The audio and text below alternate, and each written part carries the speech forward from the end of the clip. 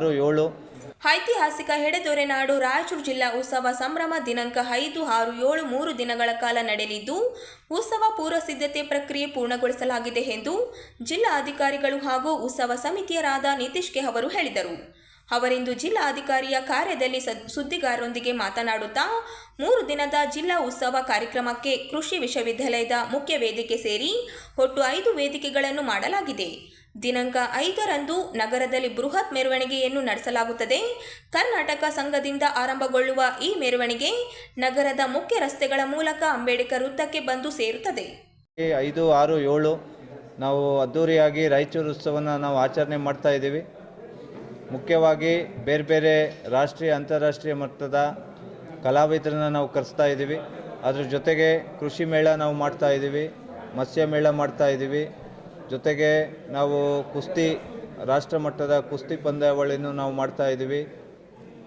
ಅದ್ರ ಜೊತೆಗೆ ನಾವು ಉದ್ಯೋಗ ಮೇಳ, ಆಮೇಲೆ ಗ್ಯಾರಂಟಿ ಮೇಳನೂ ನಾವು ಮಾಡ್ತಾ ಇದ್ದೀವಿ. ಸೊ ಮುಖ್ಯವಾಗಿ ನಮಗೆ 5, 6, 7 ಬೇರೆ ಬೇರೆ ರೀತಿ ಒಳ್ಳೊಳ್ಳೆ ಕಲಾವಿದರನ್ನ ನಾವು ಕರೆಸ್ತಾ ಇದ್ದೀವಿ. ಮುಖ್ಯವಾಗಿ ಸಂಜಿತ್ ಹೆಗಡೆ ತಂಡ ಬರ್ತಾ ಇದ್ದಾರೆ, ಆಲ್ ಓಕೆ ಮತ್ತು ಎಕ್ಸ್ಟಸಿ ಡ್ಯಾನ್ಸ್ ತಂಡನೂ ಬರ್ತಾ ಇದ್ದಾರೆ, ವಿಜಯ್ ಪ್ರಕಾಶ್ ಅವ್ರ ತಂಡ ಬರ್ತಾ ಇದ್ದಾರೆ, ಆಳ್ವಾಸ್ ಅವ್ರದ್ದು ಒಂದು 300 ಜನಕ್ಕಿಂತ ಹೆಚ್ಚು ಮಕ್ಕಳು ಬಂದು 2 ಗಂಟೆ ಕಾರ್ಯಕ್ರಮ ಕೊಡ್ತಾ ಇದ್ದಾರೆ. ಅದ್ರ ಜೊತೆಗೆ 7ನೇ ತಾರೀಕು ವಿಜಯ್ ಪ್ರಕಾಶ್ ಅವರಿಂದ ಮತ್ತು MJ5 ತಂಡದಿಂದನೂ ಒಳ್ಳೊಳ್ಳೆ ಡ್ಯಾನ್ಸ್ ಪ್ರೋಗ್ರಾಮ್ ಮಾಡ್ತಾ ಇದ್ದಾರೆ. ಇದ್ರ ಜೊತೆಗೆ ನಾವು ಲೇಸರ್ ಶೋ ಮಾಡ್ತಾ ಇದ್ದೀವಿ, ಫೈರ್ ವರ್ಕ್ಸ್ ಮಾಡ್ತಾ ಇದ್ದೀವಿ. ಆಮೇಲೆ ನಾವು ನಮ್ಮ ವಾಲ್ಕಾಟ್ ಗ್ರೌಂಡಲ್ಲಿ ಅಮ್ಯೂಸ್ಮೆಂಟ್ ಪಾರ್ಕ್ ಮಾಡ್ತಾ ಇದ್ದೀವಿ. ಅದಕ್ಕಿಂತ ಹೆಚ್ಚಾಗಿ ಎಲ್ಲ ನಮ್ಮ 5 ವೇದಿಕೆಯಲ್ಲಿ ಪ್ರತಿದಿನ 5, 6, 7 ಬೇರೆ ಬೇರೆ ಕಲಾವಿದರಿಂದ, ಕವಿಗಳಿಂದ, ಸಾಹಿತಿಗಳಿಂದ ಕವಿಗೋಷ್ಠಿ, ಆಮೇಲೆ ನೃತ್ಯ ಪ್ರದರ್ಶನಗಳು ನಿರಂತರವಾಗಿ 5, 6, 7ನೇ ತಾರೀಕು ನಡೀತಾ ಇರುತ್ತೆ. ಅದರ ಜೊತೆಗೆ ನಾವು ಫಲಪುಷ್ಪ ಪ್ರದರ್ಶನನೂ ನಾವು ಮಾಡ್ತಾ ಇದ್ದೀವಿ. ಮತ್ತು ಮುಖ್ಯವಾಗಿ ಒಂದು 100 ಜನ ನಮ್ಮ ರಾಜ್ಯ, ಬೇರೆ ರಾಜ್ಯದಿಂದ, ನಮ್ಮ ರಾಜ್ಯದಲ್ಲೇ ಬೇರೆ ಬೇರೆ ಕೋಸ್ಟಲ್ಲು ಮತ್ತು ಸೌತ್ ಕರ್ನಾಟಕದಿಂದ, ಇಲ್ಲೇ ಕಲ್ಯಾಣ ಕರ್ನಾಟಕದಿಂದ ಆಹಾರ ಮೇಳ ಅಂದರೆ ಬೇರೆ ಬೇರೆ ತಿಂಡಿ ತಿನಿಸು ಮಾಡೋರನ್ನ ಇಲ್ಲಿ ಕರೆಸಿ 3 ದಿನ ಆಹಾರ ಮೇಳನೂ ನಾವು ಮಾಡ್ತಾ ಇದ್ದೀವಿ. ಆಮೇಲೆ ಗ್ಯಾರಂಟಿ ಕಾರ್ಯಾಗಾರನೂ ನಾವು ಮಾಡ್ತಾ ಇದ್ದೀವಿ. ಅದ್ರ ಜೊತೆಗೆ ವಾಲ್ಕಾಟ್ ಗ್ರೌಂಡಲ್ಲಿ ನಾವು ಅಮ್ಯೂಸ್ಮೆಂಟ್ ಪಾರ್ಕ್ನ ಈಗಾಗಲೇ ನಾವು ಇದು ವರ್ಕ್ ನಡೀತಾ ಇದೆ, ಅದನ್ನು ನಾವು ಓಪನ್ ಮಾಡ್ತೀವಿ. ಹೆಲಿಕಾಪ್ಟರ್ ರೈಡ್, ಹೆಲಿಕಾಪ್ಟರ್ ಬೈ ಸ್ಕೈನು ನಾವು ಮಾಡಿಸ್ತಾ ಇದ್ದೀವಿ. ಆಮೇಲೆ ನಮ್ಮದು ಮಕ್ಕಳ ಮಹೋತ್ಸವ ಈಗಾಗಲೇ 2 ಮತ್ತು 3 ನಡೀತಾ ಇದೆ, ಸಾಕಷ್ಟು ಮಕ್ಕಳು ಬರ್ತಾ ಇದ್ದಾರೆ. ಅದರ ಜೊತೆಗೆ ಮಕ್ಕಳ ಉತ್ಸವದಲ್ಲಿ ಏನು ರೋಬೋಟಿಕ್ ಎನಿಮಲ್ಸ್ ಮಾಡಿದ್ದೀವಿ ಅದನ್ನು ನಾವು ನಮ್ಮ ವಾಲ್ಕಾಟ್ ಗ್ರೌಂಡ್ಗೆ ನಾವು ಶಿಫ್ಟ್ ಮಾಡ್ತಾ ಇದ್ದೀವಿ. ಸೊ ಇಷ್ಟೆಲ್ಲ ನಾವು ಮಹಿಳಾ ಗೋಷ್ಠಿನೂ ನಮ್ಮ ಮಹಿಳಾ ಸಮಾಜ್ ಗ್ರೌಂಡಲ್ಲಿ ಮಹಿಳಾ ಗೋಷ್ಠಿನೂ ಮಾಡ್ತಾ ಇದ್ದೀವಿ, ಉದ್ಯೋಗ ಮೇಳನೂ ನಾವು ಮಾಡ್ತಾ ಇದ್ದೀವಿ.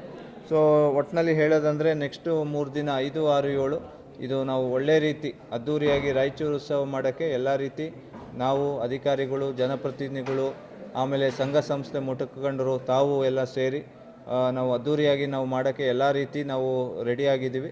ಇದರ ಜೊತೆಗೆ ಸಾರ್ವಜನಿಕರು ಸಾಕಷ್ಟು ಉತ್ಸಾಹ ತೋರಿಸ್ತಾ ಇದ್ದಾರೆ. ನಿನ್ನೆ ಮತ್ತು ಇವತ್ತು ಏನು ಮಕ್ಕಳ ಉತ್ಸವ ಇದೆ, ನಾವೇನು ಅಂದಾಜು ಮಾಡಿದ್ದೀವಿ ಅದಕ್ಕಿಂತ ಡಬಲ್ ಸಂಖ್ಯೆಯಲ್ಲಿ ಮಕ್ಕಳು ಬಂದಿದ್ದಾರೆ. ಇದೇ ರೀತಿ ಉತ್ಸಾಹ ಸಾರ್ವಜನಿಕರಿಂದ 5, 6, 7 ಬರುತ್ತೆ ಅಂತ ನಮ್ಮ ನಿರೀಕ್ಷತೆ ಇದೆ.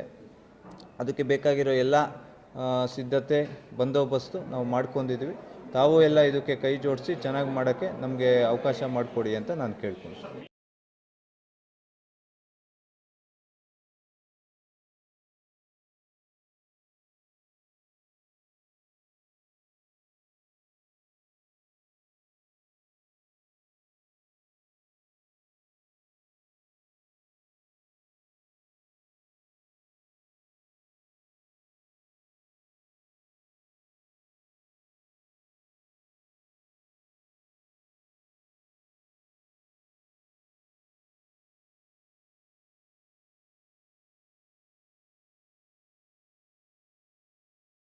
ರೀತಿಯಾಗಿ ಯಾದಗಿರಿ ಜಿಲ್ಲೆಯ ಹಿಂದುಳಿದ ಪ್ರವರ್ಗ ಒಂದರಲ್ಲಿ ಬರುವ ಕೋಲಿ ಕಬ್ಬಲಿಗ ಜನಾಂಗದ ವೃತ್ತಿ ಸೂಚಕವಾದ ತಲವಾರ ಪದವನ್ನು ತಪ್ಪಾಗಿ ಬಳಸಿಕೊಂಡು ಪರಿಶಿಷ್ಟ ಪಂಗಡದ ನಾಯಕಡ ತಲವಾರ ಹೆಸರಿನಲ್ಲಿ 2.5 ಲಕ್ಷಕ್ಕೂ ಹೆಚ್ಚು ನಕಲಿ ಜಾತಿ ಪ್ರಮಾಣ ಪತ್ರಗಳನ್ನು ಪಡೆದಿರುವ ಆರೋಪ ರಾಜ್ಯದಲ್ಲಿ ಭಾರೀ ಚರ್ಚೆಗೆ ಕಾರಣವಾಗಿದೆ. ಈ ಕುರಿತು ಉತ್ತರ ಕರ್ನಾಟಕ ಪ್ರದೇಶ ವಾಲ್ಮೀಕಿ ನಾಯಕ ಸಂಘ ತೀವ್ರ ಆಕ್ರೋಶ ವ್ಯಕ್ತಪಡಿಸಿದ್ದು, ಇದರಿಂದ ನೈಜ ಪರಿಶಿಷ್ಟ ಪಂಗಡದ ಬೇಡ ವಾಲ್ಮೀಕಿ ನಾಯಕ ಸೇರಿದಂತೆ 51 ಬುಡಕಟ್ಟು ಜನಾಂಗದವರಿಗೆ ಸಿಗಬೇಕಾದ ಸಂವಿಧಾನಾತ್ಮಕ ಸೌಲಭ್ಯಗಳು ಕಸಿದುಕೊಳ್ಳುವಂತಾಗುತ್ತಿವೆ ಎಂದು ಆರೋಪಿಸಿದೆ. ಸಂಘದ ರಾಜ್ಯ ಅಧ್ಯಕ್ಷ ಶ್ರೀ ಮಾರಪ್ಪ ನಾಯಕ ಮಗದಂಪೂರು ಮಾತನಾಡಿ, ನಕಲಿ ಜಾತಿ ಪ್ರಮಾಣ ಪತ್ರ ಪಡೆದವರ ಹಾಗೂ ನೀಡಿದ ಅಧಿಕಾರಿಗಳ ವಿರುದ್ಧ ತಕ್ಷಣವೇ ಎಫ್ಐಆರ್ ದಾಖಲಿಸಿ ಕಠಿಣ ಕಾನೂನು ಕ್ರಮ ಕೈಗೊಳ್ಳಬೇಕು ಎಂದು ಒತ್ತಾಯಿಸಿದರು. ಇದಲ್ಲದೆ ಪರಿಶಿಷ್ಟ ಪಂಗಡದ ವಿದ್ಯಾರ್ಥಿಗಳಿಗೆ ಸ್ಕಾಲರ್ಶಿಪ್ ಮತ್ತು ಪ್ರೋತ್ಸಾಹ ಧನ ಬಿಡುಗಡೆ ಆಗುತ್ತಿಲ್ಲ. ಮಹರ್ಷಿ ವಾಲ್ಮೀಕಿ ಪರಿಶಿಷ್ಟ ಪಂಗಡದ ಅಭಿವೃದ್ಧಿ ನಿಗಮದ ಅನುದಾನ ದುರ್ಬಳಕೆಯಾಗಿದೆ. ಪರಿಶಿಷ್ಟ ಪಂಗಡದ ಅಭಿವೃದ್ಧಿಗೆ ಮೀಸಲ್ಪಟ್ಟ ಸಾವಿರಾರು ಕೋಟಿ ರೂಪಾಯಿ ಹಣವನ್ನು ಬೇರೆ ಯೋಜನೆಗಳಿಗೆ ಬಳಕೆ ಮಾಡಲಾಗಿದೆ ಎಂದು ಸಂಘ ಆರೋಪಿಸಿದೆ. ಈ ಎಲ್ಲ ಅನ್ಯಾಯಗಳ ವಿರುದ್ಧವಾಗಿ ಪರಿಶಿಷ್ಟ ಪಂಗಡ ಮೀಸಲು ಕ್ಷೇತ್ರದಲ್ಲಿ ಗೆದ್ದಿರುವ ಶಾಸಕರ ಮನೆಗಳ ಮುಂದೆ ಒಂದು ದಿನದ ಪ್ರತಿಭಟನೆ ಧರಣಿ ನಡೆಸಿ ಮನವಿ ಸಲ್ಲಿಸುವುದಾಗಿ ಸಂಘ ತಿಳಿಸಿದೆ. ನ್ಯಾಯ ಸಿಗದಿದ್ದಲ್ಲಿ ಮುಂದಿನ ದಿನಗಳಲ್ಲಿ ರಾಜ್ಯವ್ಯಾಪ್ತಿ ಹೋರಾಟವನ್ನು ತೀವ್ರಗೊಳಿಸಲಾಗುವುದು ಎಂದು ಎಚ್ಚರಿಕೆ ನೀಡಲಾಗಿದೆ. ಬಂಧುಗಳಿಗೆ ಸ್ವಾಗತ ಕೋರುತ್ತಾ ಇವತ್ತು ನಾವು ಈ ಹೋರಾಟ ಹಮ್ಮಿಕೊಂಡಿರೋದಿಷ್ಟೇ. ನಮ್ಮ ಸಮುದಾಯಕ್ಕೆ ಅನ್ಯಾಯ ಆಗ್ತಾ ಇದೆ. ಈಗ ನಾವು ಹೋಗಿ ವಿಧಾನಸೌಧದಲ್ಲಿ ಮತ್ತು ಎಲ್ಲೂ ಮಾತಾಡಕ್ಕೆ ನಮ್ಗೆ ಅವಕಾಶ ಇರಲ್ಲ. ನಾವೆಲ್ಲರೂ ಗೆಲ್ಲಿಸಿ ಕಳಿಸಿರುವಂತ ಶಾಸಕರುಗಳು ಕೂಡ ಅವರು ಒಂದು ವಿಧಾನಸೌಧದಲ್ಲಿ ಮಾತಾಡೋ ಧ್ವನಿ ಎತ್ತಲಿ ಎಂಬ ಒಂದು ಕಾರಣಕ್ಕೆ ಮತ್ತು ಅವರ ಒಂದು ಮನೆಮುಂದ ಸಾಂಕೇತಿಕ ಧರಣಿಯನ್ನು ಹಮ್ಮಿಕೊಂಡಿದ್ದೀವಿ. ನಮ್ಮ ಅಳಲನ್ನು ಅವ್ರ ಮುಂದೆ ತೋಡಿಕೊಳ್ಳಲು ನಾವು ಈ ಒಂದು ಹೋರಾಟವನ್ನು ಹಮ್ಮಿಕೊಂಡಿದ್ದೇವೆ. ಹಾಗಾಗಿ ಇಷ್ಟು ಹೇಳಿ ನಾನು 2 ಮಾತು ಮುಗಿಸ್ತೀನಿ. ಈ ಸಭೆ ಉದ್ದೇಶಿಸಿ ಈ ಶ್ರವಣ್ ಕುಮಾರ್ ನಾಯಕ್ ಅವರು ಮಾತಾಡಬೇಕಂತ ಕೇಳ್ಕೊಳ್ತೀವಿ. ಧನ್ಯವಾದಗಳು.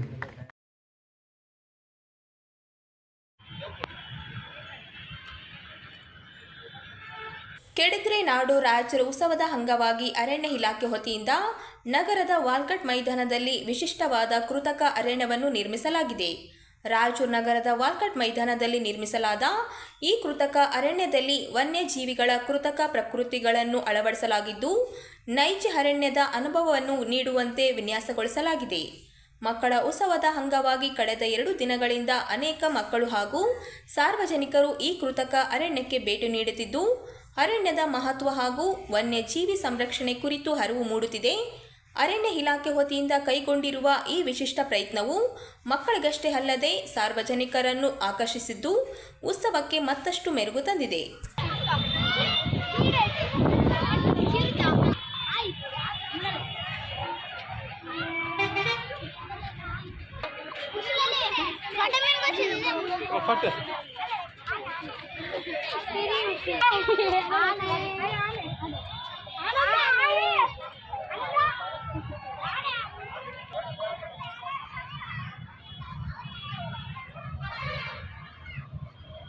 ಹಂಗೆ ಮೇಡಮ್ ಅಲ್ಲಿ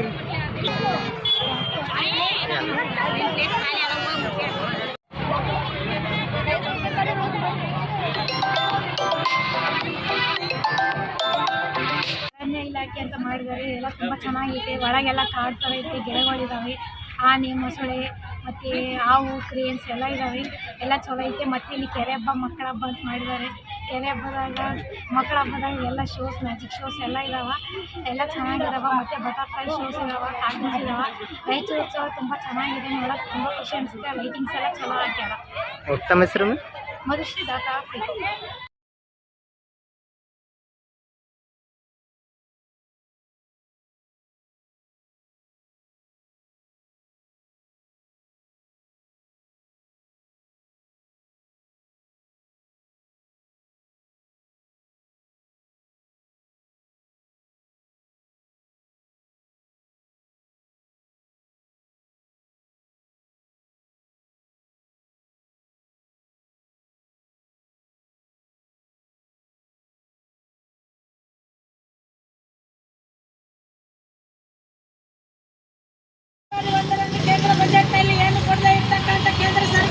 ಬಜೆಟ್ 2026ರಲ್ಲಿ ಅಂಗನವಾಡಿ ನೌಕರರ ಕಾಯಂ ಮತ್ತು ವೇತನ ಹೆಚ್ಚಳದ ಬಗ್ಗೆ ಯಾವುದೇ ಘೋಷಣೆ ಮಾಡದೆ ವಚನಭ್ರಷ್ಟ ನಡೆ ತೋರಿದ ಕೇಂದ್ರ ಸರ್ಕಾರದ ವಿರುದ್ಧ ಕರ್ನಾಟಕ ರಾಜ್ಯ ಅಂಗನವಾಡಿ ನೌಕರರ ಸಂಘ ಸಿಐಟಿಯು ರಾಯಚೂರು ಜಿಲ್ಲಾ ಸಮಿತಿ ಇಂದು ನಗರದಲ್ಲಿ ತೀವ್ರ ಪ್ರತಿಭಟನೆ ನಡೆಸಿತು.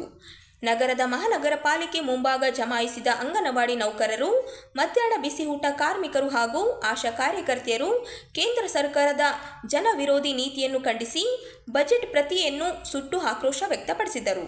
2012ರ ಅಖಿಲ ಭಾರತ ಕಾರ್ಮಿಕ ಸಮ್ಮೇಳನದ ನಿರ್ಣಯದಂತೆ ಸ್ಕೀಮ್ ನೌಕರರನ್ನು ನೌಕರರೆಂದು ಪರಿಗಣಿಸಿ ಹಿಂದಿನ ಬೆಲೆ ಏರಿಕೆ ಅನುಗುಣವಾಗಿ ಕನಿಷ್ಠ 31,000 ರೂಪಾಯಿ ವೇತನ ನಿಗದಿಪಡಿಸಬೇಕು ಎಂದು ಪ್ರತಿಭಟನಾಕಾರರು ಆಗ್ರಹಿಸಿದರು. ಡಿಸೆಂಬರ್ 1 ಮತ್ತು 2, 2025ರಂದು ನಡೆದ ರಾಷ್ಟ್ರ ಮಟ್ಟದ ಪ್ರತಿಭಟನೆ ವೇಳೆ ಕೇಂದ್ರ ಸಚಿವರು ನೀಡಿದ ಭರವಸೆಯನ್ನು ಕೇಂದ್ರ ಸರ್ಕಾರ ಈ ಬಜೆಟ್ನಲ್ಲಿ ಈಡೇರಿಸಲಿಲ್ಲ.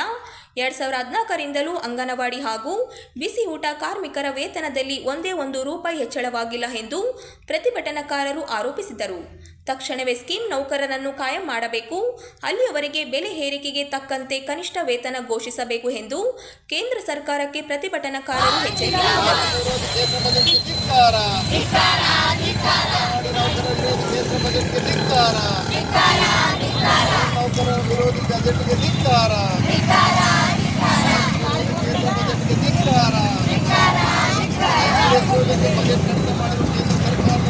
ರಾಯಚೂರು ಜಿಲ್ಲೆಯಿಂದ ಇವತ್ತು ನಾವು ಪ್ರತಿಭಟನೆ ಮಾಡುವ ಉದ್ದೇಶ ಏನಪ್ಪ ಅಂತಂದರೆ, ನಮಗೆ ಮೊನ್ನೆ ಫೆಬ್ರವರಿ 1ನೇ ತಾರೀಕು ಬಜೆಟ್ನಲ್ಲಿ ಆಗಿರ್ತಕ್ಕಂಥ ಅನ್ಯಾಯ ವಿರುದ್ಧ ನಾವು ಇವತ್ತು ಹೋರಾಟ ಮಾಡ್ತಾ ಇದ್ವಿ.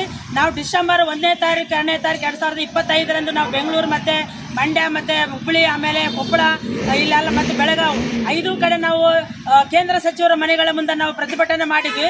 ನಮಗೆ ಅಂಗನವಾಡಿ ಕಾರ್ಯಕರ್ತರ ಕಾಯಮತಿ ಮಾಡಬೇಕು, ಅದೇ ರೀತಿಯಾಗಿ ಮತ್ತೆ ನಮಗೆ ಕನಿಷ್ಠ ವೇತನ 36,000 ರೂಪಾಯಿ ಕೊಡಬೇಕಂತ ನಾವು ಇವತ್ತು ಡಿಮ್ಯಾಂಡ್ಗಳು ಇಟ್ಕೊಂಡು ನಾವು ಹೋರಾಟ ಮಾಡಿದ್ರೆ, ಕೇಂದ್ರ ಸಚಿವರಾಗಿರ್ತಕ್ಕಂಥ ಕುಮಾರಸ್ವಾಮಿ ಅವರು ನಮಗೆ ಸಂಸದರಾಗಿರ್ತಕ್ಕಂಥ ಕುಮಾರಸ್ವಾಮಿ ಅವರು ನಮ್ಗೆ ಅಲ್ಲಿಗೆ ದೆಹಲಿಗೆ ಬರಬೇಕಂತೇಳಿ ಇವತ್ತು ನಮಗೆ 12 ಜನ ನಮ್ಮ ಪದಾಧಿಕಾರಿಗಳನ್ನ ರಾಜ್ಯ ಪದಾಧಿಕಾರಿಗಳನ್ನ ದೆಹಲಿಗೆ ಅವರೇ ವಿಮಾನ ಚಾರ್ಜ್ ಮತ್ತು ವಸತಿ ಚಾರ್ಜ್ ಕೊಟ್ಟು ಅಲ್ಲಿಗೆ ಕರೆಸಿಕೊಂಡು ಮಾತುಕತೆ ಆಡಿ ಅಲ್ಲಿ ಮಹಿಳಾ ಮತ್ತು ಮಕ್ಕಳ ಅಭಿವೃದ್ಧಿ ಸಚಿವರಾಗಿರ್ತಕ್ಕಂಥ ಅನ್ನಪೂರ್ಣ ದೇವಿ ಮತ್ತು ಕೇಂದ್ರ ಶಿಕ್ಷಣ ಸಚಿವರಾಗಿರ್ತಕ್ಕಂಥ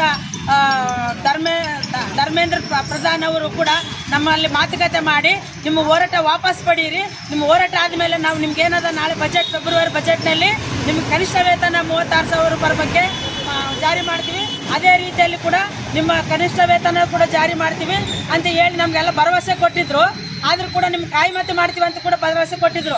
ಆದರೆ ಇವತ್ತು ಬಜೆಟ್ನಲ್ಲಿ ಕಾಯಿಮತಿ ಬಗ್ಗೆನೂ ಚಕಾರ ಎತ್ತಿಲ್ಲ, ಮತ್ತು ನಮ್ಮ ಬಜೆಟ್ನಲ್ಲಿ ಕೂಡ ಕನಿಷ್ಠ ವೇತನ ಬಗ್ಗೆ ಕೂಡ ಒಂದಿಷ್ಟು ಮಾತಾಡಿಲ್ಲ, ಕನಿಷ್ಠ ವೇತನ ಕೂಡ ಜಾರಿ ಮಾಡಿಲ್ಲ. ಇದುವರೆಗೂ ಕೂಡ ನಾವು ಅಂಗನವಾಡಿ ಕಾರ್ಯಕರ್ತರು ಕೇಂದ್ರ ಸರ್ಕಾರದ ಕೆಲಸನ ನಾವು ಹೆಚ್ಚಾಗಿ ಮಾಡ್ತಾ ಇರೋದು. ಅದಕ್ಕಾಗಿ ಇವತ್ತು ಕೇಂದ್ರ ಸರ್ಕಾರ ಕಡೆಯಿಂದ ನಯ ಪೈಸೆ ಕೂಡ ನಮ್ಗೆ ಇವತ್ತು ಬಜೆಟ್ನಲ್ಲಿ ಮಾತಾಡಿಲ್ಲ, ಫೆಬ್ರವರಿ 1ನೇ ತಾರೀಕು ಬಜೆಟ್ನಲ್ಲಿ. ಅದಕ್ಕೆ ಇವತ್ತು ನಾವು ಅಂಗನವಾಡಿ ಕಾರ್ಯಕರ್ತರೆಲ್ಲರೂ ಸೇರಿ ನಾವು ಕೇಂದ್ರ ಬಜೆಟ್ ಪತ್ರೆಯನ್ನು ನಾವು ಸುಟ್ಟು ಮೂಲಕ ಪ್ರತಿಭಟನೆಯನ್ನು ಮಾಡ್ತಾ ಇದ್ದೀವಿ. ನನ್ನ ಹೆಸರು ಎಚ್ ಪದ್ಮ ಅಂತಂದು ಅಂಗನವಾಡಿ ನೌಕರ ಸಂಘ ಜಿಲ್ಲಾಧ್ಯಕ್ಷ. ಪ್ರಧಾನಮಂತ್ರಿಗಳ ವಿಕಸಿತ ಭಾರತದ ಸಂಕಲ್ಪಕ್ಕೆ ಪೂರಕವಾಗಿ ಹಣಕಾಸು ಸಚಿವೆ ನಿರ್ಮಲಾ ಸೀತಾರಾಮನ್ ಅವರು ತಮ್ಮ ಬಜೆಟ್ ಮಂಡಿಸಿದ್ದಾರೆ ಎಂದು ಬಿಜೆಪಿ ಜಿಲ್ಲಾ ಮಾಧ್ಯಮ ವಕ್ತಾರರಾದ ಸಿದ್ದನಗೌಡ ನೆಲಹಾಳ್ ಅವರು ವಿಶ್ಲೇಷಿಸಿದ್ದಾರೆ. ಅವರಿಂದು ನಗರದ ಪತ್ರಿಕಾ ಭವನದಲ್ಲಿ ಕೇಂದ್ರದ ಆಯವ್ಯಯ ಪತ್ರ ಮಂಡನೆಯನ್ನು ಸ್ವಾಗತಿಸಿದ್ದು, 3 ಕರ್ತವ್ಯ ಶಕ್ತಿಗಳ ಆಧಾರದ ಮೇಲೆ ಮಂಡಿಸಲ್ಪಟ್ಟ ಬಜೆಟ್ ಇದಾಗಿದೆ. ಉತ್ಪಾದನಾ ಹೆಚ್ಚಳ, ಜನರ ಆಶೋತ್ತರಗಳ ಈಡೇರಿಕೆ ಹಾಗೂ ಸಬ್ಕಾ ಸಾಥ್ ಸಬ್ಕಾ ವಿಕಾಸ್ ಅಂಶಗಳನ್ನು ಗಮನದಲ್ಲಿ ಇಟ್ಟುಕೊಂಡು ತಮ್ಮ ಬಜೆಟ್ ಮಂಡಿಸಿದ್ದಾರೆ ಎಂದು ವಿವರಿಸಿದರು. ಕೈಗಾರಿಕೆ, ಪ್ರವಾಸೋದ್ಯಮ, ಐಟಿ, ಬಿಟಿ, ವಿಶೇಷವಾಗಿ ರೈತರ ಆದಾಯ ದ್ವಿಗುಣಗೊಳಿಸುವ ನಿಟ್ಟಿನಲ್ಲಿ ಅನೇಕ ಯೋಜನೆಗಳನ್ನು ಘೋಷಿಸಿದ್ದಾರೆ ಎಂದು ಮೆಚ್ಚುಗೆ ಸೂಚಿಸಿದರು. ಎಲ್ಲ ಕ್ಷೇತ್ರಗಳಿಗೆ ಅವರು ಆದ್ಯತೆ ನೀಡಿದ್ದಾರೆ. ಯುವ ಶಕ್ತಿಗೂ ಪೂರಕ ಬಜೆಟ್ ಮಂಡಿಸಿದ್ದಾರೆ. ಕ್ರೀಡಾ ಕ್ಷೇತ್ರಕ್ಕೆ ಹೆಚ್ಚು ಹೊತ್ತು ನೀಡುವ ನಿಟ್ಟಿನಲ್ಲಿ ಕಾರ್ಯಕ್ರಮಗಳನ್ನು ಪ್ರಕಟಿಸಿದ್ದಾರೆ ಎಂದು ತಿಳಿಸಿದರು. ನಾರಿ ಶಕ್ತಿಗೆ ಆದ್ಯತೆ ಕೊಟ್ಟಿದ್ದು, ಎಲ್ಲಕ್ಕಿಂತ ಪ್ರಮುಖವಾಗಿ ಹೊಸ ತೆರಿಗೆಗೆ ಅವಕಾಶ ನೀಡದೆ, ಹೊಸ ತೆರಿಗೆ ಹೇರದೆ ಸರ್ವಸ್ಪರ್ಶಿ ಸರ್ವವ್ಯಾಪ್ತಿಯಡಿ ಎಲ್ಲ ಕ್ಷೇತ್ರಗಳಲ್ಲೂ ಆದ್ಯತೆ ನೀಡಿದ್ದಾರೆ. ಕೇಂದ್ರದ ಬಜೆಟ್ 1ನೇ ತಾರೀಕು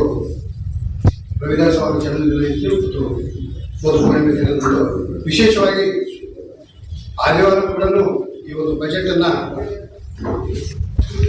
ಪ್ರಕಟ ಮಾಡೋದ್ರ ಮೂಲಕ ಒಂದು 9ನೇ ಬಾರಿಗೆ ನಿರ್ಮಲಾ ಸೀತಾರಾಮನ್ ಜಿ ಅವರು ಒಂದು ಇತಿಹಾಸವನ್ನು ನಿರ್ಮಾಣ ಮಾಡುವಂತ ಹೊರಟಿದ್ದಾರೆ. ಈ ಮೂಲಕ ಜಿಲ್ಲೆಯ ವತಿಯಿಂದ ಕೇಂದ್ರ ಸರ್ಕಾರ ಮಂಡಿಸಿದ ಬಜೆಟ್ ಅನ್ನು ಸಮರ್ಥಿಸುತ್ತಾ ಅತ್ಯಂತ ಸಂತೋಷದಾಯಕವಾದಂತಹ ವಿಚಾರ ಏನಂತಂದ್ರೆ ಮೂರು ಕರ್ತವ್ಯಗಳನ್ನು ನಿರ್ವಹಣೆ ಮಾಡುವುದರಲ್ಲಿ ದೇಶದ ಒಂದು ಸುಸ್ಥಿರವಾದಂತಹ ಆರ್ಥಿಕತೆ ಮತ್ತು ಜನಾನುರಾಗಿ ಯೋಜನೆಗಳನ್ನ ದಿಢೀರ್ ಒಂದು ತುಷ್ಟೀಕರಣಕ್ಕೆ ಒಳಪಡಿಸತಕ್ಕಂಥ ಯಾವುದೇ ಯೋಜನೆಗಳನ್ನು ಕೊಡಲಾಗದೆ ಒಂದು ಸುಸ್ಥಿರ ಕೃಷಿ, ಸುಸ್ಥಿರ ಆರ್ಥಿಕತೆಯ ಜೊತೆಗೆ ಜನಹಿತ ಬಜೆಟ್ ಅನ್ನು ಮಂಡಿಸುವ ಮೂಲಕ ಸಬ್ಕಾ ಸಾಥ್ ಸಬ್ಕಾ ವಿಕಾಸ್ ಅಂತಕ್ಕಂಥ ಮೂರು ಕರ್ತವ್ಯಗಳ ತಳಹದಿಯ ಮೇಲೆ ಈ ಒಂದು ಬಜೆಟ್ ಅನ್ನು ಮಂಡಿಸಲಾಗಿದೆ. ಮತ್ತು ಇಲ್ಲಿ ವಿಶೇಷವಾದಂತಹ ಒಂದು ಯಾವುದೇ ಒಂದು ವೈಚಾರಿಕವಾದಂತಹ ಮತಭೇದಗಳಿಗೆ ಮತ್ತು ಯಾವುದೇ ಒಂದು ಯಾವ ಒಬ್ಬರಿಗೆ ಆದ್ಯತೆ ಕೊಟ್ಟು ಒಂದು ರಾಜ್ಯಕ್ಕೆ ಈ ಒಂದು ಇನ್ನೊಂದು ರಾಜ್ಯಕ್ಕೆ ಇಲ್ಲ ನಿರ್ಲಕ್ಷ್ಯ ಮಾಡಿದ್ದಾರೆ ಅಂತಕ್ಕಂಥ ವಿಷಯ ಬಿಟ್ಟುಕೊಳ್ಳದೆ ಆಮೂಲಾಗ್ರವಾಗಿ ಇಡೀ ದೇಶದ ಒಟ್ಟಾರೆ ಆರ್ಥಿಕತೆಯನ್ನು ಸುಸ್ಥಿರ ಸ್ಥಿತಿಯಲ್ಲಿ ಕೊಂಡೊಯ್ಯಬೇಕು. ಮತ್ತು ಒಂದು ಈ ಒಂದು ಫಿಸ್ಕಲ್ ಡೆಫಿಸಿಟ್ ಏನಿದೆ ಅದು ಕೇವಲ 4.2%ಗೆ ಇರೋದ್ರ ಮೂಲಕ 2021ರಲ್ಲಿ ಇರ್ತಕ್ಕಂಥ 8.6% ಆಸುಪಾಸಿನ ಒಂದು GDP ಒಂದು ಫಿಸ್ಕಲ್ ಕೊರತೆಯನ್ನ ಇವತ್ತು 4.2ಕ್ಕೆ ಇಳಿಸಿದ್ದಾರೆ. ಇದು 2047ರ ಒಂದು ಗುರಿಯನ್ನಾಗಿ ಇಟ್ಟುಕೊಂಡು ವಿಕಸಿತ ಭಾರತದ ಜೊತೆಗೆ ಆತ್ಮನಿರ್ಭರತೆಯಿಂದ ಮಾತ್ರ ಈ ದೇಶದ ಕಲ್ಯಾಣ ಸಾಧ್ಯ ಅಂತಕ್ಕಂಥ ಒಂದು ಸ್ಪಷ್ಟವಾದಂತಹ ಒಂದು ನಿದರ್ಶನವನ್ನು ಮನಗಂಡು ಈ ಒಂದು ಬಜೆಟ್ ಅನ್ನು ಪ್ರಕಟಿಸಿದ್ದಾರೆ. ಈ ಒಂದು ಬಜೆಟಿನ ಒಂದು ವಿಶೇಷ ಅಂಶ ಒಂದು 18 ಅಂಶಗಳ ಮೇಲೆ ಹೆಚ್ಚು ಫೋಕಸ್ ಮಾಡಲಾಗಿದೆ. ಅದು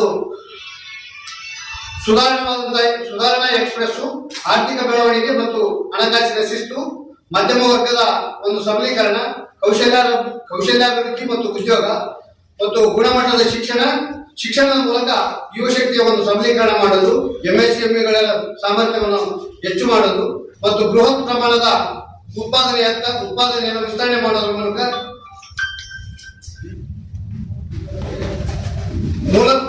ಮೂಲಸೌಕರ್ಯದ ಒಂದು ಬೆಳವಣಿಗೆ ಮಾಡೋದು ಮತ್ತು ರಫ್ತು ವಲಯದಲ್ಲಿ ಜಾಗತಿಕವಾದಂತಹ ನಾಯಕತ್ವವನ್ನು ಪಡೆಯಬೇಕು. ಹಾಗೆಯೇ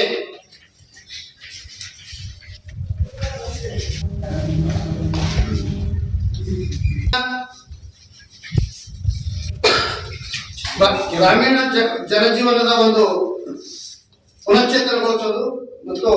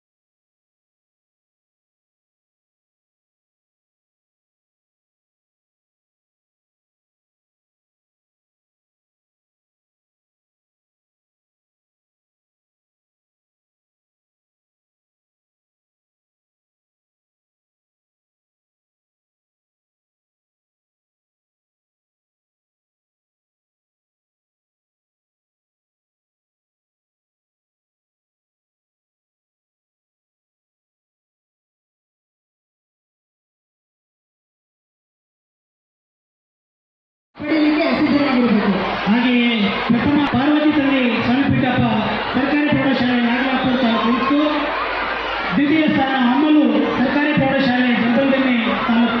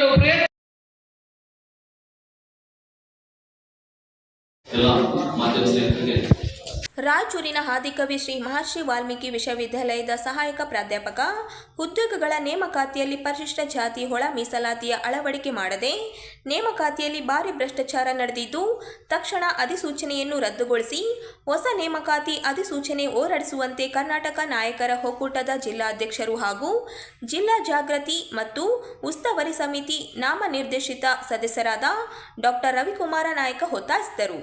ನಗರದ ಪತ್ರಿಕಾ ಭವನದಲ್ಲಿ ಸುದ್ದಿಗೋಷ್ಠಿಯಲ್ಲಿ ಮಾತನಾಡಿ, ಸಿಬ್ಬಂದಿ ಮತ್ತು ಆಡಳಿತ ಸುಧಾರಣೆ ಇಲಾಖೆಯ ಸರ್ಕಾರದ ಅಧೀನ ಕಾರ್ಯದರ್ಶಿಗಳು ದಿನಾಂಕ 28 ಇಲಾಖೆ, ಮಂಡಳಿ, ನಿಗಮ, ಸ್ವಾಯತ್ತ ಸಂಸ್ಥೆಗಳ ಉದ್ಯೋಗಗಳಿಗೆ ಸೆರೆ ನೇಮಕಾತಿಗಾಗಿ ಸಂಬಂಧಿಸಿದ ನೇಮಕಾತಿ ಪ್ರಾಧಿಕಾರಿಗಳು ಹೊರಡಿಸಿದ ಅಧಿಸೂಚನೆಗಳನ್ನು ಹಾಗೂ 28/10/2024 ಹಿಂದೆ ಸೆರೆ ನೇಮಕಾತಿಗಾಗಿ 28/10/2024 ಅಂತಹ ಎಲ್ಲ ನೇಮಕಾತಿ ಅಧಿಸೂಚನೆಗಳನ್ನು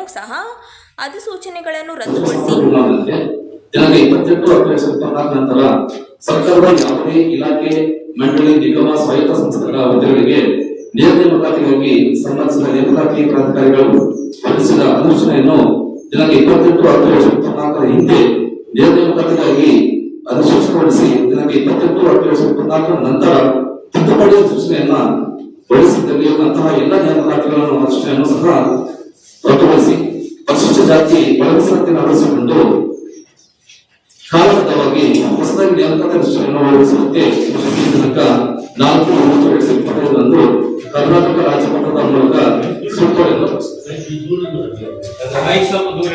ರಾಜ್ಯಪತ್ರದ ಸುತ್ತೋಲೆಯನ್ನೇ ಆಧಾರವಿಟ್ಟುಕೊಂಡು ಸಿಬ್ಬಂದಿ ಆಡಳಿತ ಸುಧಾರಣಾ ಇಲಾಖೆ ಸರ್ಕಾರದ ಅಧಿಕಾರಿ ಕಾರ್ಯದರ್ಶಿಗಳು ಸಹ ಅಂದೇ ಅಂದರೆ ದಿನಾಂಕ 4/9/2024 ಬಹಳ ಸ್ಪಷ್ಟವಾಗಿ ಎಲ್ಲಾ ಇಲಾಖೆಯ ಮುಖ್ಯಸ್ಥರುಗಳಿಗೆ ಹಾಗೂ ಇತರರಿಗೆ 4/9/2025 ಸುತ್ತೋಲೆಯ ಮೂಲಕ ದಿನಾಂಕ 28/10/2024 ನಂತರ ಹಾಗೂ ಹಿಂದೆ ಹೊರಡಿಸಿದ ನೇಮಕಾತಿ ಸೂಚನೆ ಹಾಗೂ ತಿದ್ದುಪಡಿ ಸೂಚನೆಯನ್ನು ರದ್ದುಗೊಳಿಸಬೇಕಂತ ಹೇಳಿ ಸೂಚಿಸಿದ್ದಾರೆ. ಕ್ರಮ ಸಂಖ್ಯೆ 3, ರಾಯಚೂರಿನ ಆದಿಕವಿ ಶ್ರೀ ಮಹರ್ಷಿ ವಾಲ್ಮೀಕಿ ವಿಶ್ವವಿದ್ಯಾಲಯದ ಕಲ್ಯಾಣ ಕರ್ನಾಟಕ ವೃಂದಗಳಲ್ಲಿ 371J ಹಾಗೂ ಉಳಿದ ವೃಂದ 371J ಸಹಾಯಕ ಪ್ರಾಧ್ಯಾಪಕ ಹುದ್ದೆಗಳಿಗೆ ನೇಮಕಾತಿ ಸಂಬಂಧ ಕರ್ನಾಟಕ ಪರೀಕ್ಷಾ ಪ್ರಾಧಿಕಾರವು ದಿನಾಂಕ 31/7/2024 ನೇಮಕಾತಿ ಅಧಿಸೂಚನೆ ಹೊರಡಿಸುತ್ತಾರೆ. ಕ್ರಮ ಸಂಖ್ಯೆ 4, ಸದರಿ ಅಧಿಸೂಚನೆ ತಿದ್ದುಪಡಿ ಅಧಿಸೂಚನೆಯನ್ನು ಹೊರಡಿಸುತ್ತಾರೆ. ದಿನಾಂಕ 12/11/2024. ಕ್ರಮ ಸಂಖ್ಯೆ 5, ಪರಿಶಿಷ್ಟ ಜಾತಿ ಒಳ ಮೀಸಲಾತಿಗೆ ಸಂಬಂಧ ದಿನಾಂಕ 28/10/2024 ನಂತರ ಹೊರಡಿಸಿದ ನೇಮಕಾತಿ ಅಧಿಸೂಚನೆಯನ್ನ ರದ್ದುಗೊಳಿಸುವಂತೆ ಮುಂದುವರಿದು ದಿನಾಂಕ 28/10/2024 ನಂತರ ಯಾವುದಾದರೂ ತಿದ್ದುಪಡಿ ಅಧಿಸೂಚನೆಯನ್ನು ಹೊರಡಿಸಿದಲ್ಲಿ ಅಂತಹ ಎಲ್ಲ ಅಧಿಸೂಚನೆಯನ್ನ ರದ್ದುಪಡಿಸುವಂತೆ ಮಾನ್ಯ ರಾಜ್ಯ ಸರ್ಕಾರದ ಸದರಿ 2 ಸುತ್ತೋಲೆಗಳು ಸ್ಪಷ್ಟ ಹಾಗೂ ಸರಳವಾಗಿದ್ದರೂ ಸಹ ದಿನಾಂಕ 9/9/2025 ರಾಯಚೂರಿನ ಆದಿಕವಿ ಶ್ರೀ ಮಹರ್ಷಿ ವಾಲ್ಮೀಕಿ ವಿಶ್ವವಿದ್ಯಾಲಯದ ಕುಲಪತಿಗಳು ತಿರುಚಿದ ಅಥವಾ ಭಾಗಶಃ ಮಾಹಿತಿ ನೀಡಿ ನೇಮಕಾತಿಯ ಬಗ್ಗೆ ಸೂಕ್ತ ನಿರ್ದೇಶಿಸುವಂತೆ ಪತ್ರ ಬರೆಯುವುದು ಬಿಟ್ಟು ನೇರ ನೇಮಕಾತಿಯನ್ನು ಮುಂದುವರಿಸಲು ಸೂಕ್ತ ನಿರ್ದೇಶನ ನೀಡುವಂತೆ ಉನ್ನತ ಶಿಕ್ಷಣ ಇಲಾಖೆಯ ಸರ್ಕಾರದ ಅಧಿಕಾರಿಗಳಿಗೆ ಪತ್ರವನ್ನು ಬರೆದಿದ್ದಾರೆ. ಕ್ರಮ ಸಂಖ್ಯೆ 6, ನೇಮಕಾತಿ ಮುಂದುವರೆದು ಸೂಕ್ತ ನಿರ್ದೇಶನವನ್ನು ನೀಡುವಂತೆ ಕೇಳಿದ ಕುಲಪತಿಗಳ ಈ ಪತ್ರಕ್ಕೆ ಉತ್ತರವಾಗಿ ಉನ್ನತ ಶಿಕ್ಷಣ ಇಲಾಖೆಯ ಸರ್ಕಾರದ ಕಾರ್ಯದರ್ಶಿಗಳು ಕುಲಪತಿಗಳಿಗೆ ಉತ್ತರ ನಿರ್ದೇಶನ ನೀಡದೆ ಕುಲಸಚಿವರಿಗೆ ನೇಮಕಾತಿ ಪ್ರಕ್ರಿಯೆಯನ್ನು ಮುಂದುವರಿಸಲು ದಿನಾಂಕ 16/10/2025 ಪತ್ರದ ಮೂಲಕ ಅನುಮತಿಯನ್ನ ಕೊಟ್ಟಿರುತ್ತಾರೆ. ಕ್ರಮ ಸಂಖ್ಯೆ 7, ನೇಮಕಾತಿ ರದ್ದುಪಡಿಸುವ 2 ಸುತ್ತೋಲೆಗಳನ್ನು ಇಟ್ಟುಕೊಂಡು ಪ್ರಸ್ತುತ ನಡೆಯುತ್ತಿರುವ ನೇಮಕಾತಿ ಪ್ರಕ್ರಿಯೆ ಸೂಕ್ತ ನಿರ್ದೇಶನ ಮಾರ್ಗದರ್ಶನಕ್ಕಾಗಿ ಪತ್ರಗಳನ್ನು ಬಿಟ್ಟು ವಿಶ್ವವಿದ್ಯಾಲಯವು ನೇರ ನೇಮಕಾತಿಯನ್ನು ಮುಂದುವರಿಸಲು ಸೂಕ್ತ ನಿರ್ದೇಶನ ಕೇಳಿದ್ದು ಸುತ್ತೋಲೆಯ ಆದೇಶವನ್ನು ಧಿಕ್ಕರಿಸಿರುವುದು ಮತ್ತು ಪತ್ರ ಬರೆದು ಕುಲಪತಿಗಳು ಉತ್ತರಿಸುವುದು ಬಿಟ್ಟು ಕುಲಸಚಿವರು ಉತ್ತರಿಸಿರುವುದು